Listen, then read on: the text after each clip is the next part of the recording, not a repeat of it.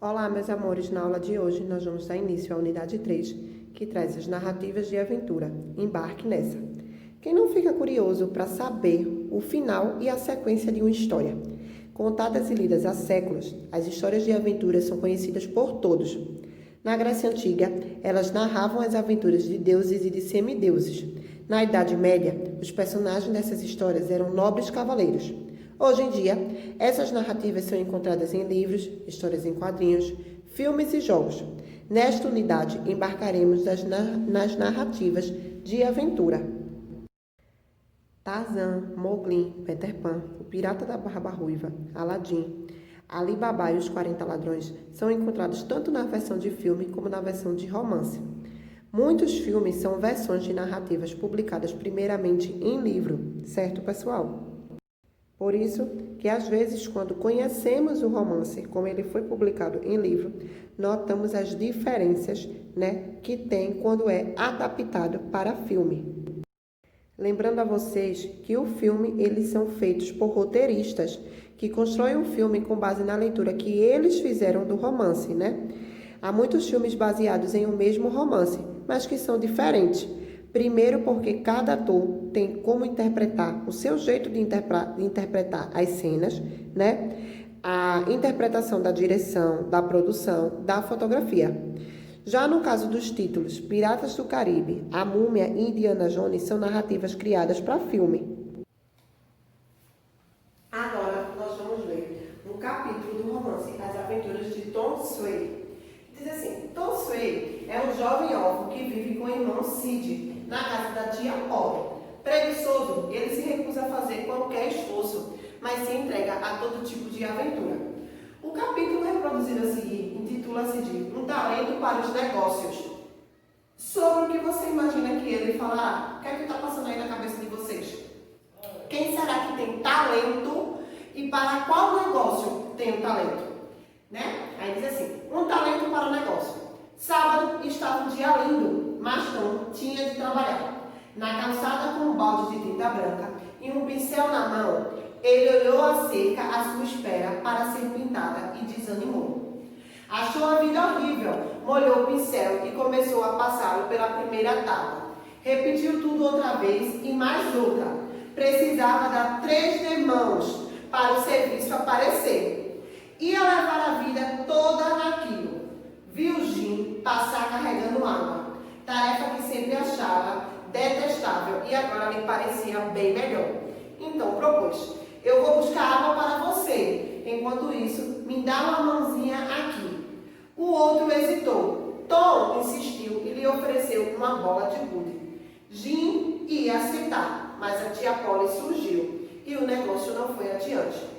Tom foi de novo caiar a cerca, pensando nas coisas maravilhosas que podia estar fazendo.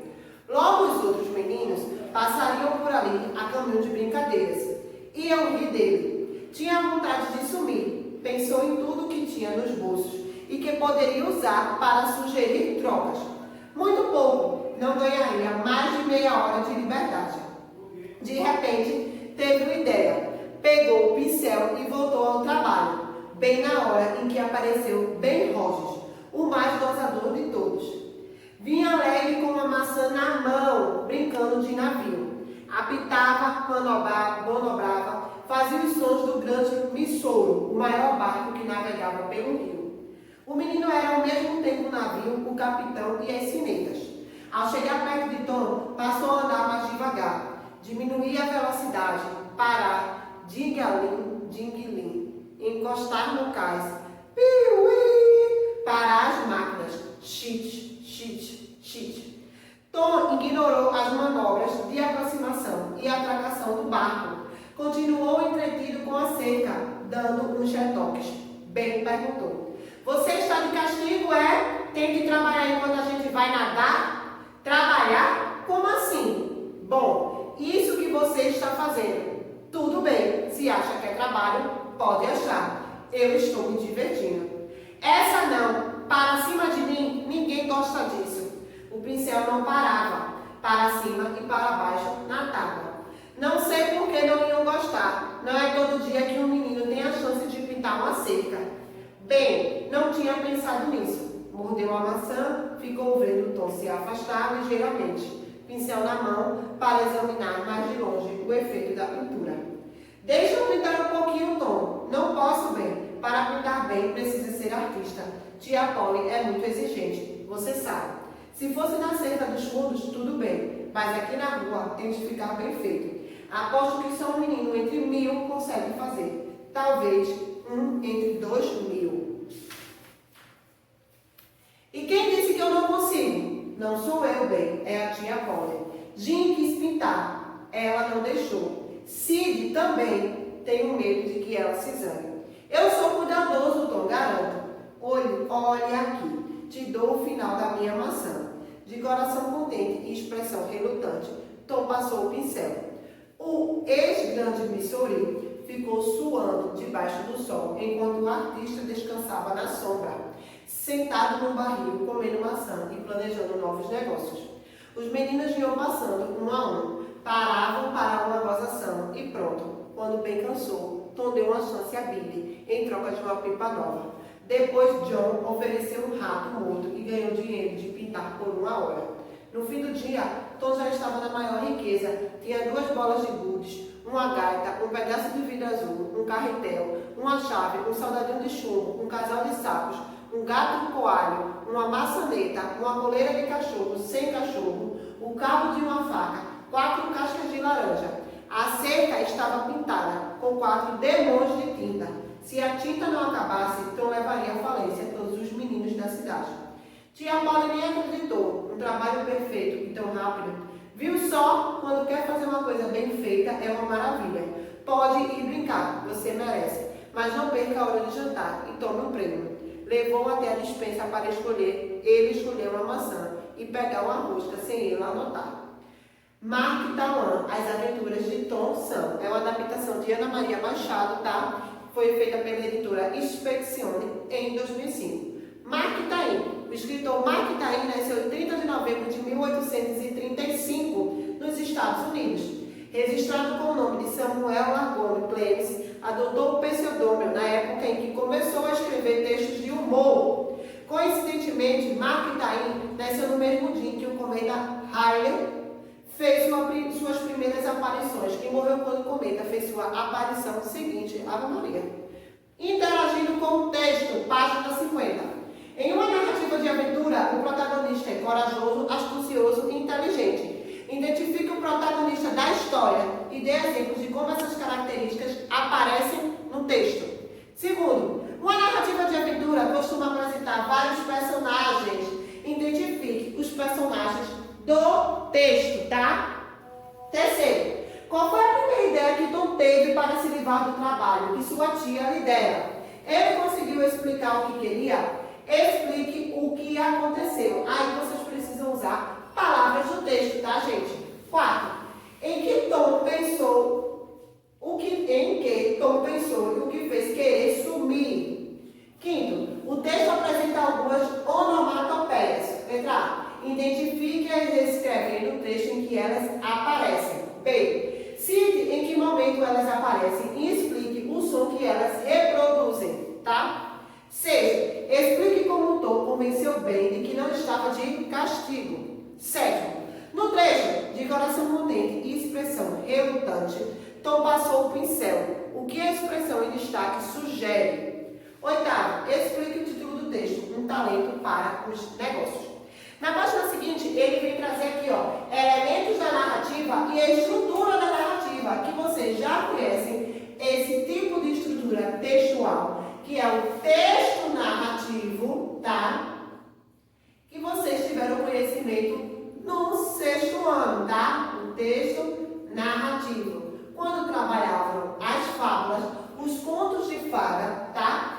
Os elementos da narrativa, o que é obrigado a ter dentro de uma narrativa? O narrador, que depois a gente vai conhecer que ele pode ser narrador, observador, que só conta os fatos, ou ele pode ser um narrador personagem, que além de narrar a história, ele participa, tá? Na narrativa também é obrigado a ter os personagens, citar o tempo, certo? De quando isso acontece, o espaço e o enredo. Como foi que aconteceu?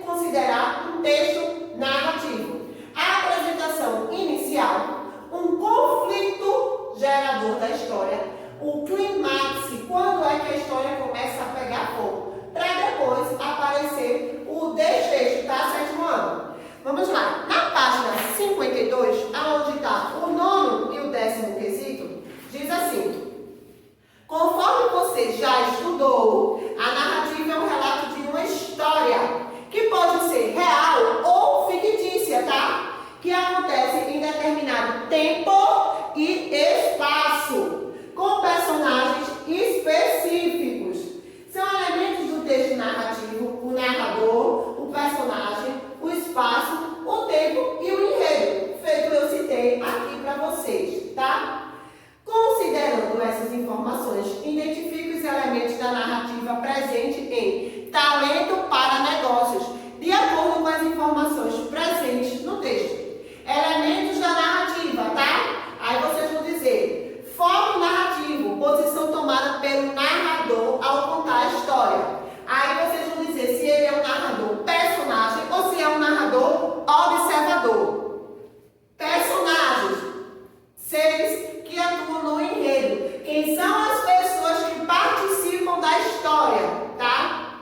Tempo, época em que ocorrem os fatos da narrativa. Ele disse aí quando é o dia, tá? Da semana. O espaço, local onde o enredo acontece. Ele também situa aonde é que ele está. E o enredo, conjunto de fatos que se ordenam em sequência, certo? No 10º quesito ele diz: todo texto narrativo também apresenta uma estrutura, que é a organização do enredo. Essa estrutura consiste na apresentação ou situação inicial, complicação ou conflito, o clímax e o desfecho. Sabendo disso, identifiquem talentos para negócios, a estrutura da narrativa com trechos do texto, tá? Situação inicial. O narrador explica algumas circunstâncias da história. Apresenta o tempo, o espaço e os personagens que participam da narrativa. Complicação ou conflito. Momento em que se inicia o conflito entre os personagens.